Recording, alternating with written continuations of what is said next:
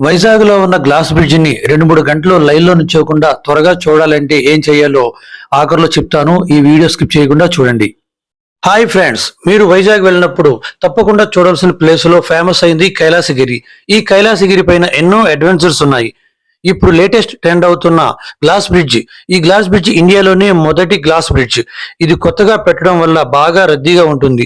జనాలు బాగా వస్తున్నారు. ఇది ఎక్కడానికి సుమారు 2-3 గంటల సమయం పడుతుంది. అలా కాకుండా తొందరగా దీనిని ఎంజాయ్ చేయాలి అంటే ఎర్లీ మార్నింగ్ 9 కల్లా అక్కడికి వెళ్తే అరగంటలో దీన్ని మనం కంప్లీట్ చేయవచ్చు. కైలాసగిరి పైకి ఎక్కడానికి సొంత కారు లేదా బైక్ ద్వారా వెళ్ళవచ్చు. ఆటోలకి ఎలో లేదు. క్రింద నుండి పైకి వెళ్ళడానికి రోప్వే ద్వారా కూడా వెళ్ళవచ్చు. దాని ఛార్జ్ పైకి వెళ్ళడానికి మరలా క్రిందకి రావడానికి కనీసం కలిపి రూ. 150 ఛార్జ్ చేస్తారు. అయితే ఇక్కడ ఈ రోప్వే ఉదయం 11 గంటలకు స్టార్ట్ అవుతుంది. మనం ఎర్లీగా వచ్చి మార్నింగ్ 9 కల్లా పైకి ఎక్కాలంటే అక్కడ ప్రైవేటు వాహనాలు ఉంటాయి. మనిషికి రూ. 70 ఛార్జ్ చేస్తారు. మేమైతే ఎర్లీ మార్నింగ్ 9 కల్లా వెళ్ళాం. అందుకే ప్రైవేట్ వాహనం ఎక్కి పైకి వెళ్ళాము. కైలాసగిరి స్టార్టింగ్ లోనే ఈ గ్లాస్ బ్రిడ్జ్ ఉంటుంది.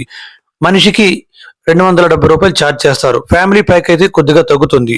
ఒకేసారి 30 మందిని గ్లాస్ బ్రిడ్జ్ పైకి ఎలో చేస్తారు. అది కూడా కేవలం 10 నిమిషాలు మాత్రమే మనం గ్లాస్ బ్రిడ్జ్ ఎక్కి ఎంజాయ్ చేయవచ్చు. గ్లాస్ బ్రిడ్జ్ మీద నుంచి వైజాగ్ అందాలు మరియు సముద్రం అత్యంత అద్భుతంగా మనకు కనిపిస్తాయి.